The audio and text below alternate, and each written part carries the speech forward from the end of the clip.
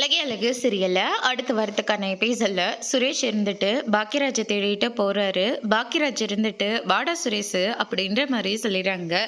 இருக்கட்டும், என்னென்ன பண்ணிட்டு இருக்க, வேலையா இருக்கியா அப்படின்னு சொல்லிட்டு கேட்கவும், அப்படிலாம் ஒன்றும் இல்லடா, இப்போதான் நான் வீட்டுக்கு கிளம்பிட்டு இருக்கேன் அப்படின்ற மாதிரியே சொல்லிடுறாங்க. அதுவும் நல்லதாக தானே போச்சு, நீங்கள் கிளம்புறதுக்கு முன்னாடியே நானும் வந்துட்டேன்ல அப்படின்ற மாதிரியே சொல்லிடுறாங்க. என்னடா விஷயம் அப்படின்னு சொல்லிட்டு கேட்கவும், அதுக்கு அடுத்ததான் அண்ணன் நான் ஒரு விஷயம் கேட்பேன், நீங்கள் தப்பாக எடுத்துக்கூடாது அப்படின்ற மாதிரியே சொல்லிடுறாங்க. நான் எதுக்காகடா தப்பாக எடுத்துக்க போகிறேன், என்னாச்சுன்னு சொல்லு, ஏதாவது பிரச்சனையா அப்படின்னு சொல்லிட்டு கேட்கவும், பிரச்சனைலாம் எதுவும் இல்லைன்னு, நீ ஏதாவது எங்கள் எல்லார்கிட்டேயும் ஏதாவது ஒரு விஷயத்த நீ மறைக்கிறியா அப்படின்னு சொல்லிட்டு கேட்குறாங்க. என்னடா சுரேஷ் திடீர்னு கேட்குற, சொல்லுங்கன்னு ஏதாவது மறைக்கிறீங்களா அப்படின்னு சொல்லிட்டு கேட்ட உடனே, எனக்கு நீ என்ன கேட்க வரேன்னு புரியலடா அப்படின்ற மாதிரி சொல்லிடுறாங்க.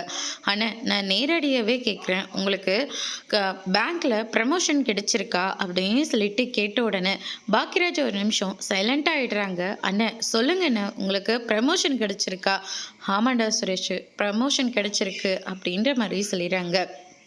ஏன்னா இந்த விஷயத்த நீங்கள் வீட்டில் சொல்லலை அப்படின்னு சொல்லிட்டு கேட்கவும், இது வரைக்கும் நான் மலருக்காக எதுவுமே செஞ்சதில்லடா, அதே மாதிரி எனக்கு கடனும் கொஞ்சம் இருக்குடா, நானே எல்லா வீட்டு வேலையும் பார்த்துட்ருக்கேன்ல, அதனால் கடனும் கொஞ்சம் இருக்குது, அதனால தான் அந்த கடனை கட்டி மிச்ச பணத்தை நான் மலர்கிட்ட கொடுத்து வச்சுருந்தேன்டா, அந்த பணத்தில் தான் நான் பைக்கவே மீட்டுட்டு வந்தேன் அப்படின்ற மாதிரி சொல்கிறாங்க. அதோடு முடிச்சிருக்கு.